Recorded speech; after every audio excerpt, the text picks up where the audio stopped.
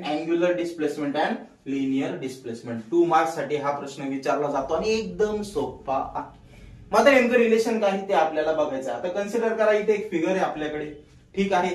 त्या फिगर मध्ये काय आहे, अर्थ काय घेतलाय आपण, सेंटर कन्सिडर केलाय. त्यानंतर मून हा ए पॉइंट पासून कुठे गेलाय, बी पॉइंट पर्यंत गेलाय. आपल्याकडे ज्या रेडियस वेक्टर आहेत त्या कुठल्या कुठल्या आहेत, तुमच्याकडे ओ ए आणि ओ बी, ठीक आहे.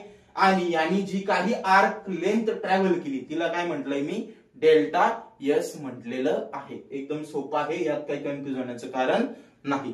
सर्वप्रथम मी काय म्हणणार आहे इथे, कन्सिडर ए पार्टिकल परफॉर्मिंग, काय परफॉर्म करतोय रे, सर्क्युलर मोशन. पार्टिकल काय करतोय रे, सर्क्युलर मोशन परफॉर्म करत आहे विथ अन अँग्युलर डिस्प्लेसमेंट. याची जी काही अँग्युलर डिस्प्लेसमेंट आहे ती कुठली रे, थीटा. येते लक्षामध्ये. आणि आम्ही काय म्हणू शकतो मग, therefore theta is equal to, आपल्याकडे फॉर्म्युला आपण आत्ताच बघितलेला आहे. थीटा काय होता रे, आर्क लेंथ डिवायडेड बाय काय होते रे बाळांनो, radius. Yes, okay. So is equal to arc length कशाने दाखवली आपण, यस डिवायडेड बाय रेडियस काय रे बाळांनो, आर.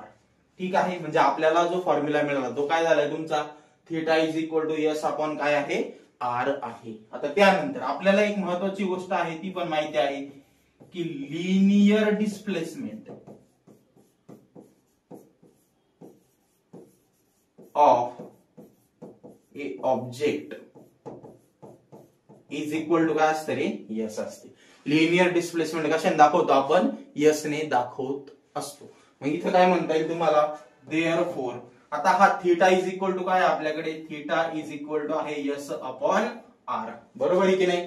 आता हा आर इकडे डिवाइड आहे, पलीकडे जाऊन काय होणार आहे, तो मल्टिप्लाय होणार आहे. म्हणजे आपल्याला जे रिलेशन मिळतं ते काय मिळतं रे, s is equal to theta into काय मिळत असतो, आर मिळत असतो. आणि हे आहे आपलं relation between angular displacement and linear displacement. एकदम सोपं आहे.